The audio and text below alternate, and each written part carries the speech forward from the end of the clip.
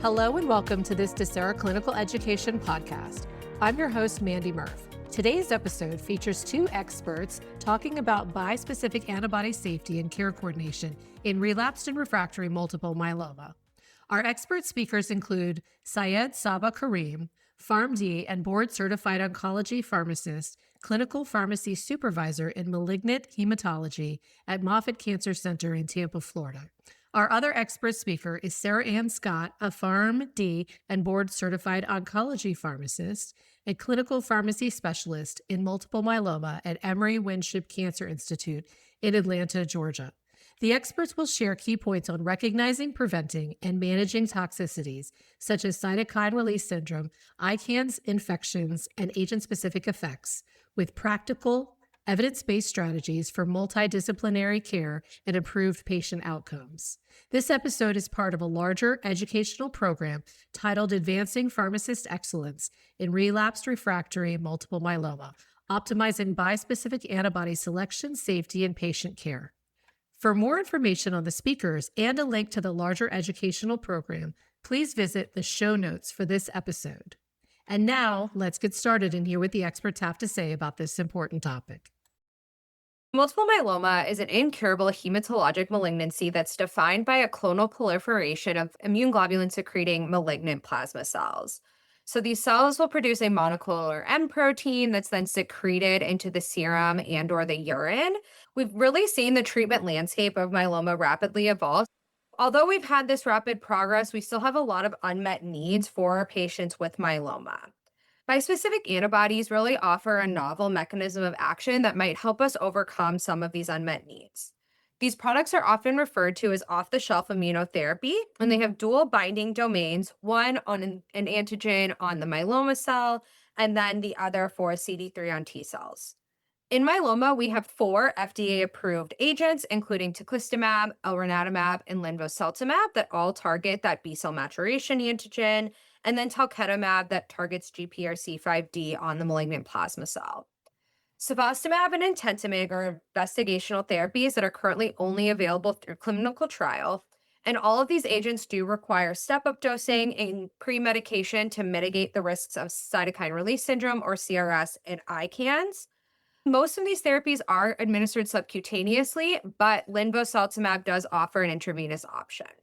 Toxicities that are of greatest concern with the bispecifics include 2 T-cell redirecting toxicities, which are cytokine release syndrome or CRS, as well as immune effector cell associated neurotoxicity syndrome or ICANS.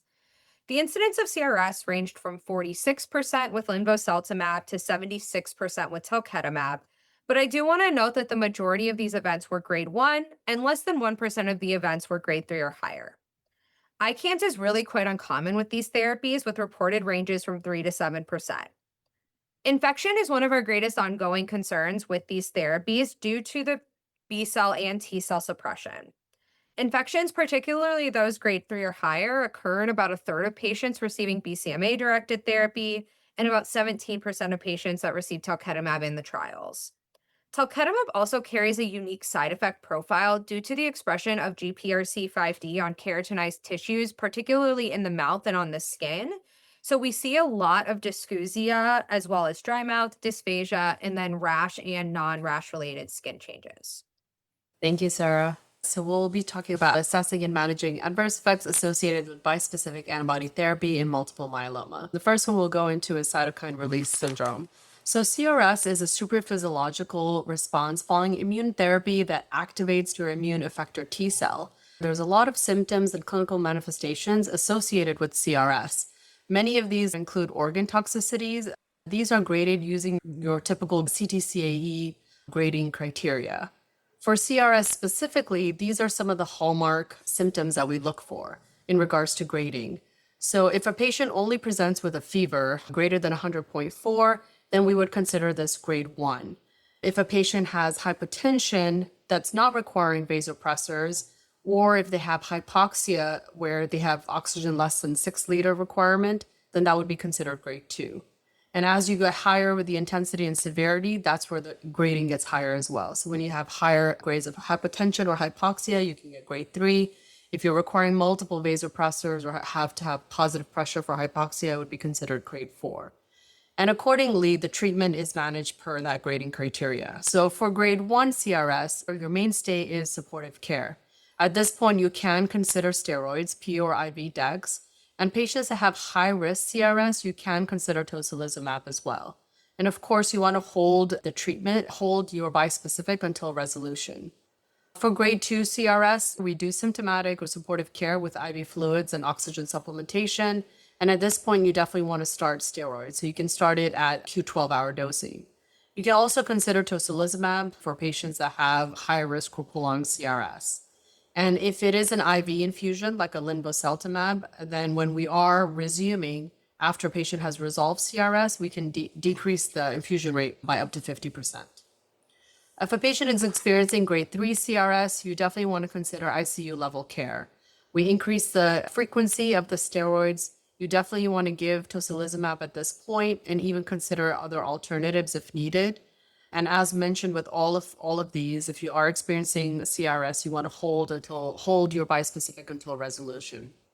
If a patient is experiencing grade 4 or more severe CRS and you want to increase your dose and frequency of your steroids by giving high dose methylprednisolone, and again, at this point, you would definitely give tocilizumab for this patient.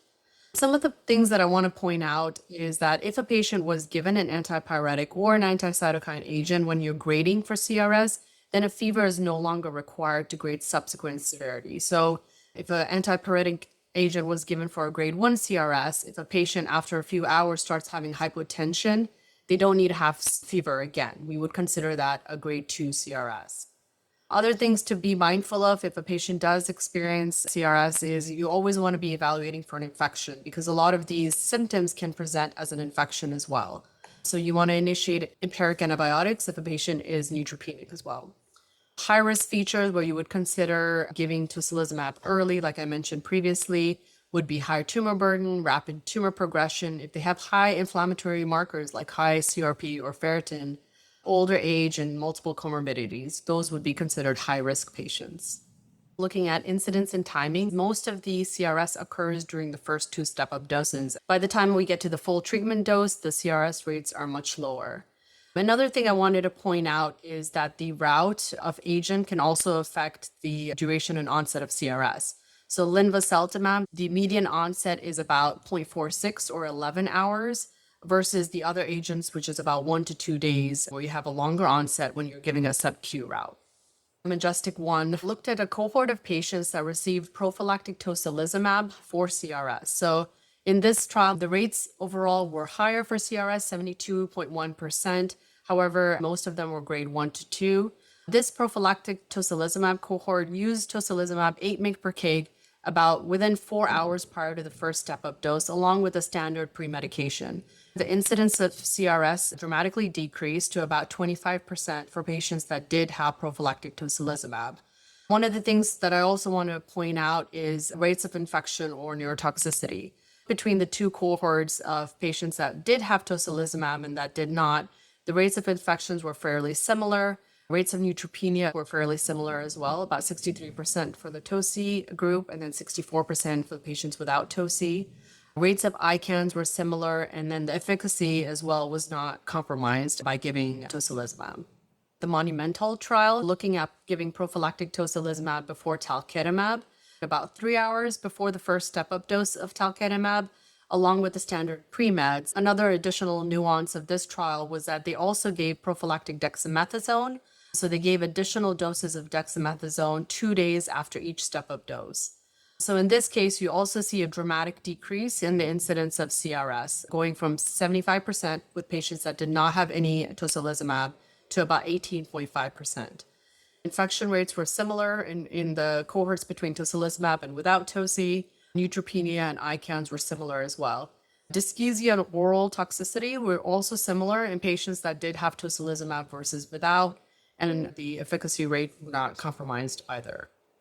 The next thing we'll talk about is neurotoxicity. 3 main types of neurotoxicity we'll see for bispecific: headaches, peripheral neuropathy, and immune effector cell-associated neurotoxicity syndrome, or ICANS. It's relatively lower. It's much less common with bispecifics compared to our CAR T counterparts. And we'll see what that means regarding the specific ICANS. So the manifestations of ICANS, the way that we assess it is using the ICE score, and ICE score is the immune effector cell-associated encephalopathy score.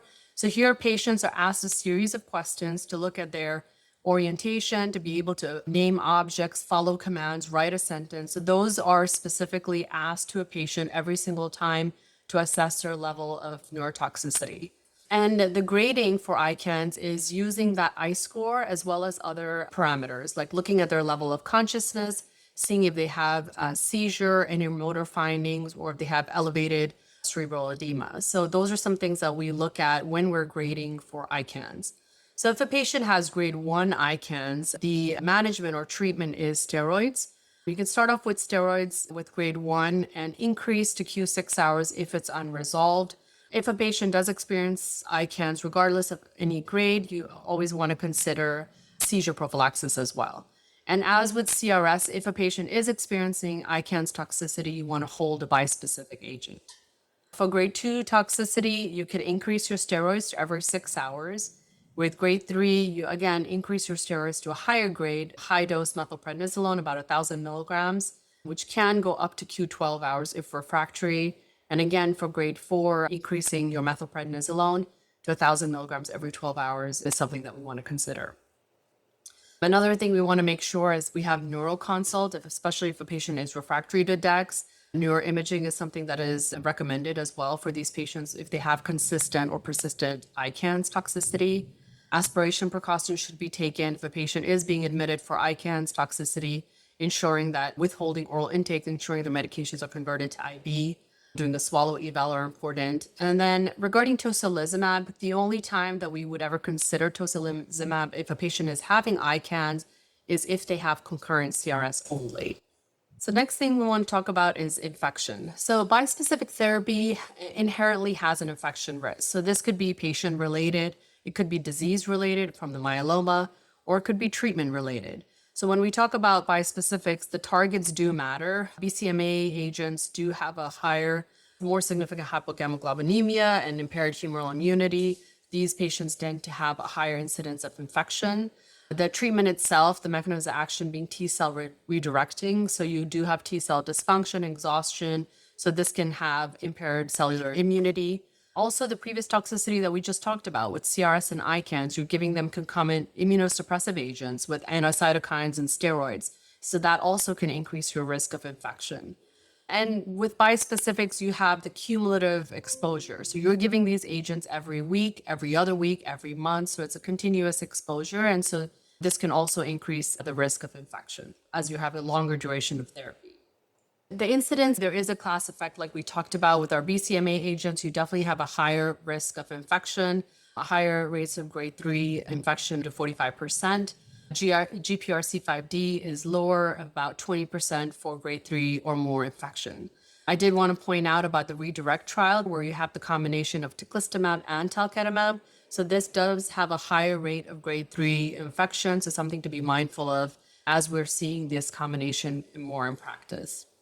I do want to talk a little bit about this study done by Mohan and colleagues. They looked at the effect of IVIG prophylaxis to see whether this will improve the rates of infection in patients with BCMA-directed therapy.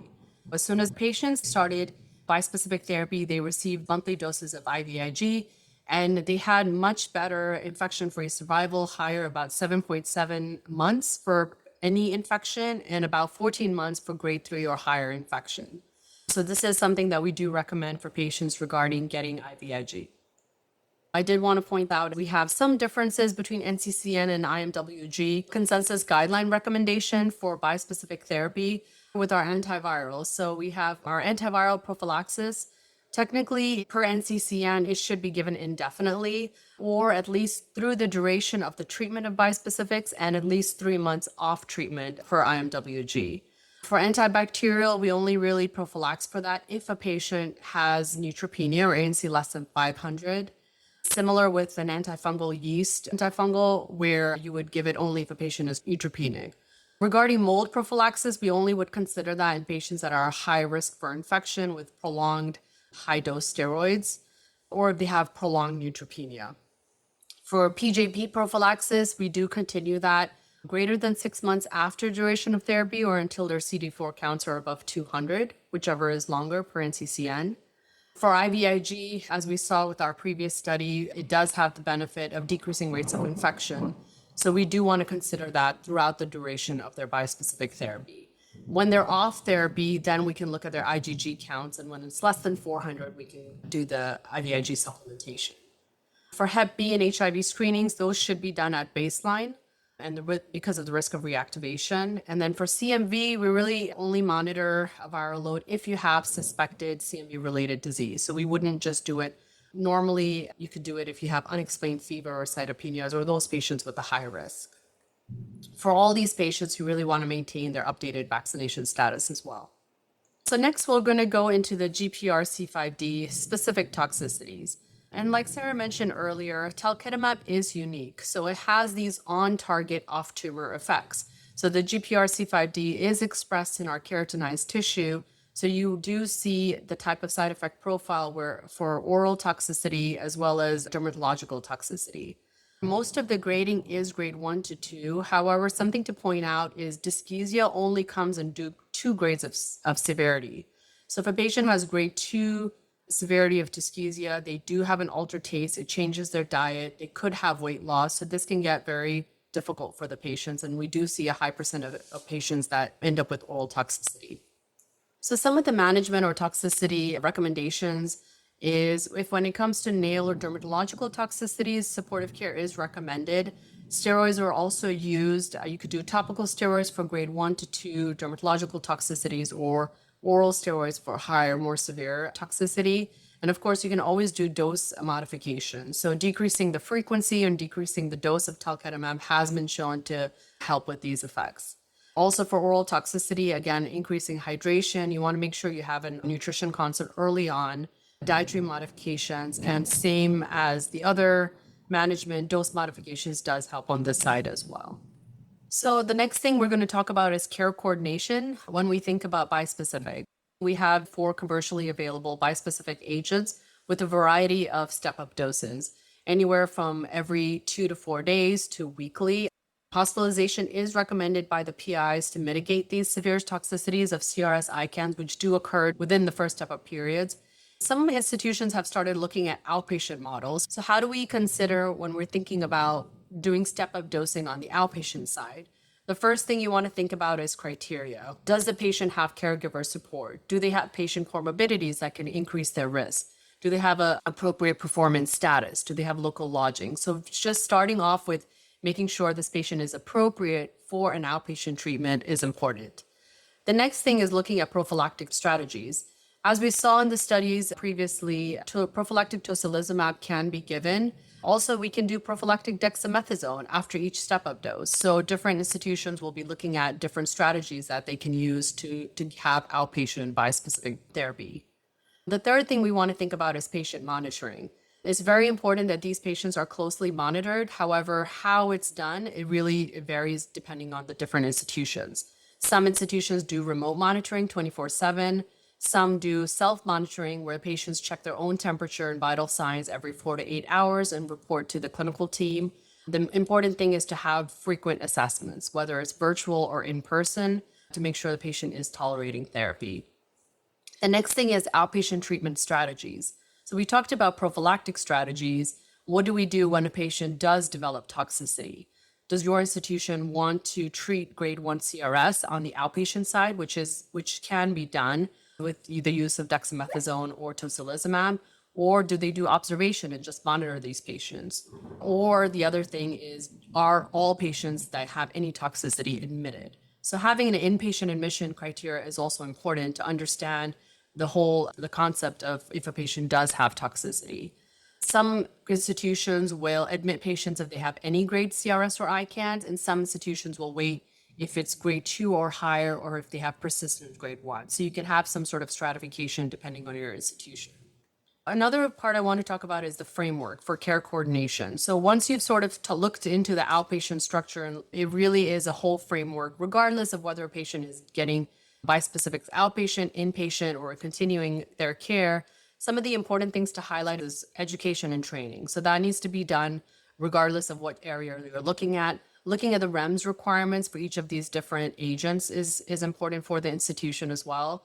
Having some sort of standardized documentation. How are we documenting CRS, making sure we're grading, giving the I scores, having a appropriate standardized documentation, regardless of whether it's happening in the clinic or whether the patient's getting admitted. And then having an appropriate triage or on-call process is extremely important. When are we giving prophylactic treatment? When are we doing management? All of those things should be standardized for the patients. Making sure we are connecting with our community emergency center and acute care facilities. This is important if your institution is looking to start bispecific therapy. And it's important to engage to all the different institutions around you, as the patients go to the different ERs. Making sure those communities have access and availability to tocilizumab, which is really important for the treatment and management of this toxicity. Making sure we have appropriate patient education resources. All of these patients, not just the patients, but caregivers, should be educated on this treatment. This is a complete multidisciplinary care, so you have patient care navigators that should be involved in these complex regimens and complex treatments, side effects that can happen for these patients, as well as making sure we have social workers on board, looking at local lodging, and of course, are involving our financial insurance teams. From the inpatient side, making sure we have an appropriate admission pathway. When these patients get admitted, they're flagged in the system that these patients are on bispecific, because a lot of these toxicities can just present as an infection in the emergency room. So making sure we have an appropriate triage process. Again, having some standardized protocols and management guidelines is important. Having standardized order sets is really helpful on the inpatient side for having CRS and ICANS protocols, making sure these patients are getting vital signs and I scores, getting at an appropriate standardized way. And of course, even here, you want to engage your multidisciplinary specialties, educating emergency department, critical care, neurology, hospitalists on some of these side effects and symptoms is really key. And once we're done with the step-up dosing, you always have to think about continued care. With all the side effects we discussed, the infection risk is real and high rates of infection. So having frequent assessments and visits continues to be a priority, even after patient has completed step-up dosing. Making sure we have appropriate supportive care protocols, as we saw with our GPRC5D toxicity, making sure that we're assessing and monitoring these patients.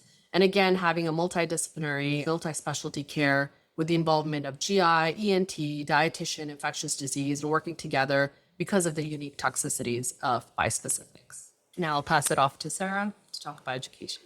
Thank you.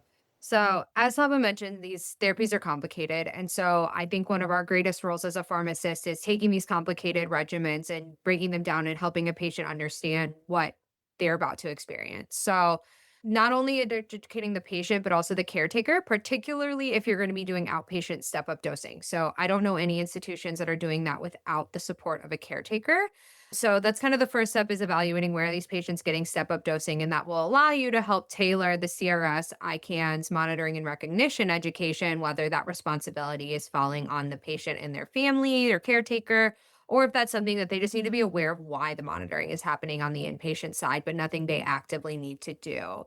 With this as well is not only recognition, but what to do if it happens. So providing very clear patient-friendly language and patient-friendly guidance of, if you have a fever, do XYZ, whether that's taking a pocket dexamethasone, calling the triage line, coming into the care center, whatever that might be.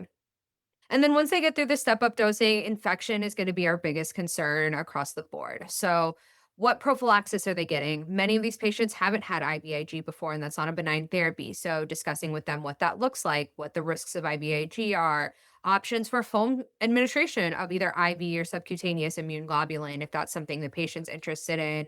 And then recognizing infections. I think we as oncology providers always just talk about fever, but there are a lot of ways these infections can present, especially when these infections are sort of more unique. We see opportunistic infections. So any sort of infectious symptom, to make sure the patients can recognize those. And then agent-specific adverse effects, really honing in on those GPRC5D associated toxicities. And I think an important piece of education here is being realistic with the patients. As we've both kind of mentioned, Saba and myself, the dysgeusia should just be expected. It is going to happen for these patients. And so resetting those expectations, engaging the dietitian so they can also educate the patients on how to navigate that really challenging toxicity in regard to quality of life. And then discussing with them and giving we provide a tips and tricks tip sheet because there really is no home run as far as treatment for these toxicities at this time. So providing them with when to call us again, but also things they can do at home as far as moisturization, saliva stimulants, all the options that they could have. And then last but not least, talking about their treatment schedule and duration. So these are ongoing therapies. At this time, we do not have data to support fixed duration therapy, though I do think that data is coming. We just don't have it right now. And so that's a question you always get from patients is how long am I going to be on this? And so discussing with them what their schedule is going to look like. When is that frequency going to change? Do you as an institution follow the label or do you have an adopted practice where you're maybe changing that frequency much sooner? And then how long they can expect to be on the therapy. The other piece of it from a pharmacy perspective is taking into account that all of these products unfortunately carry a REMS program due to the risk of CRS and neurotoxicity. So oftentimes a pharmacist will be the authorized representative for these programs. And so we need to be intimately familiar with these programs. So prescribers must be certified. They enroll and they complete training. It's a really straightforward 10-question quiz. And then the prescribers are responsible for the counseling of patients on these risks and providing the patients with a wallet card. They can designate somebody to do this for them, but the patient must be given that wallet card prior to starting therapy. And then pharmacies and healthcare facilities that are going to dispense these drugs also have to be certified. So the pharmacy has to be enrolled. You cannot order drug until you are enrolled. And then there are SOP requirements and other pieces that are required within the pharmacy as far as appropriate documentation and maintenance of records. And last but not least, just kind of summing up the role of the pharmacist that we've alluded to throughout this presentation. So, when these drugs come to market, formulary management is going to be kind of the first step you can take as a pharmacist, and really evaluating if you want all of these drugs on formulary, critically evaluating if you need them or if you're going to have them all, how you make that clinical decision amongst those products. At our institution, we have them all. We also have a decision tree for how we use them all. And so those are pieces that we've managed within formulary, and that has really been a pharmacy driven process. Protocol development, again, kind of alluding to those REMS SOPs, but also discussing outpatient step up dosing versus inpatient step up dosing, developing protocols for the management of toxicities, patient and caretaker education that we just stepped through, coordination and administration of the step up dosing. So, playing a role not only on the clinic side, but also the operational side and supporting that administration and the safety of that. Supportive care. So, Saba talked about CRS prophylaxis, and really pharmacists can drive the implementation of that. Infection prophylaxis and ensuring those patients have everything they need, including that IVIG. And then developing protocols for toxicity management to try to help standardize this as much as possible. So, developing those order sets for CRS and ICANS management should the patient present to the ED or be inpatient and need management. All of those things that could be really pharmacy driven. One big counseling point we've talked about a lot is the CRS and ICANS management and kind of what the roles are for the patient and their caregiver with this. So, a sort of secondary question is what strategies has your institution adopted to operationalize outpatient step-up dosing if you have? And do you use any sort of prophylaxis, whether that's dexamethasone post-dose or tocilizumab pre-dose? What does your institution do, Sarah? Yeah, so we do have a 100% outpatient program with the only exceptions really being patients without caregiver support. We were early adopters of the prophylactic tocilizumab, and one of the questions I get from a lot of pharmacists is how do you manage the cost of that? And I would like to reassure everyone that we get reimbursed for every single one of those doses. It is now integrated into the NCCN guidelines. We do have to appeal this pretty often, and we have not yet had like a denial held up. So Yeah. that's our approach. And then we do have pocket decks as well. So we have them, well, we have pocket decks and Tylenol, but we have that. And then patients come in at any sign of CRS or ICANS. We handled most of them in the outpatient setting, but as you mentioned, we'll admit people should they have grade 2 or persistent grade 1 toxicities, which is very rare. That's interesting. We do the same. We have adopted prophylactic tocilizumab as well. We do majority, almost 90% of all of our myeloma bispecifics outpatient and only admit them if needed for social reasons. The only other difference I would say from your institution is that we do admit for any grade CRS. So if they're having any grade, we bring them in observation or an admission if needed. Next phase is to do pocket dex and outpatient triage. Yeah, it's helpful. It's helpful with bed space, and I think that's what most institutions are finding, that as we learn more about these therapies, the inpatient admission is probably not necessary for step-up dosing, unless, like you said, they're having toxicity, and then of course we need to take care of those patients. The next piece for counseling points is the infection prophylaxis. Saba, have you all integrated primary prophylaxis with IVIG? We have. We actually have created order sets, and it's included in all our SOPs and guidelines to do primary prophylaxis for IVIG. Yeah, I think most institutions are adopting that based on some of the recent data. So we do that as well. It's built right into our bispecific treatment plans. Thank you, Dr. Scott and Kareem, and many thanks to you, our listeners, for joining us. As a reminder, to view the full program Advancing Pharmacist Excellence in Relapsed Refractory Multiple Myeloma, Optimizing Bispecific Antibody Selection, Safety, and Patient Care, please click on the link in the show notes. And be sure to check back regularly for more episodes on important podcast topics.